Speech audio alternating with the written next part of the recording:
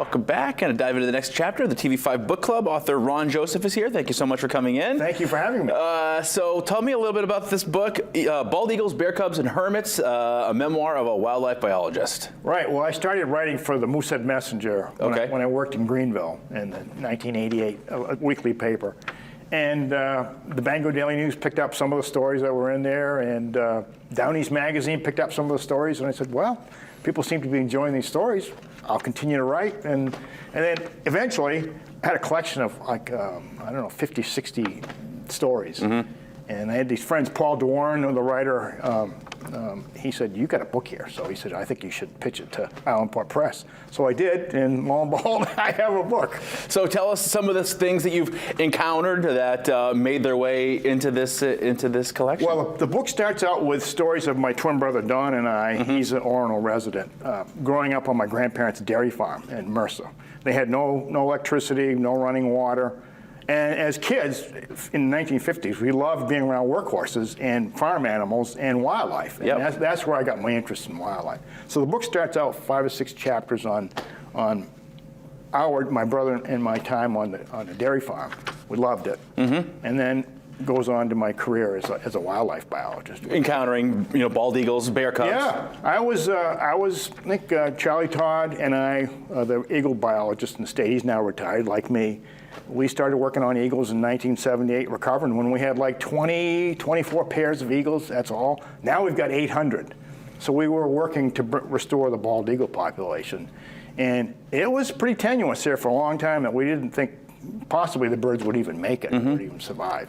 But we've got a big population now, largely thanks to his effort. I mean, I had a small part in it, but so there's stories in there about that recovery work. In the third portion of the title does catch my attention. Yeah, Hermit Bill. Yeah, this is a guy up in the North Maine woods that lived by himself for like 18 years, and this is back in World War II.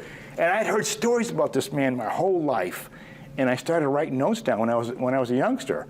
He died in 1958, so I never met him, but my cousin, my mother's first cousin, I should say, older than me, he had worked in the woods cutting timber or pulp, and he knew this guy and met him, and he told me a lot of stories about this chap. Interesting stuff. Oh, fascinating. So if people read the book, you got to quickly go to Hermit Bill. Yeah. So what else? A life lived in the great outdoors, writing about it. Yeah. What do you take away from as you collect all those things and put them together? I was lucky. Here, I grew up in Maine, and I got a job that I really loved, wildlife biology in Maine. I mean, I was pretty fortunate for me to grow up in Maine and then go on to have a wonderful profession in Maine. I got my first break working up in the big woods. Sent me to Ashland. When nobody else, when I applied for the job, wanted to go to Ashland. Sure. I said, I'll go. So that was 1978. So I get to Ashland, they sent me west to Clayton Lake. This is the outpost of Maine, International Paper Company. And I was the only English speaker in the French-Canadian logging camp.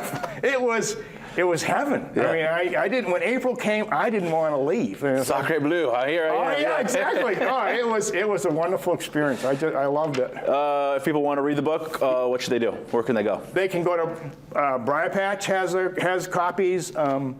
Amazon has copies. There's a lot of. I mean, Allenport Press has copies. There you go. See it at the bottom of your screen. So, got enough for another book?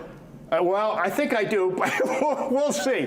I'm writing a monthly column now for newspapers in Central Maine. So interesting. We'll see. Outdoor columns. Great chatting. Thank you very much for your time. All right. Thanks for having me.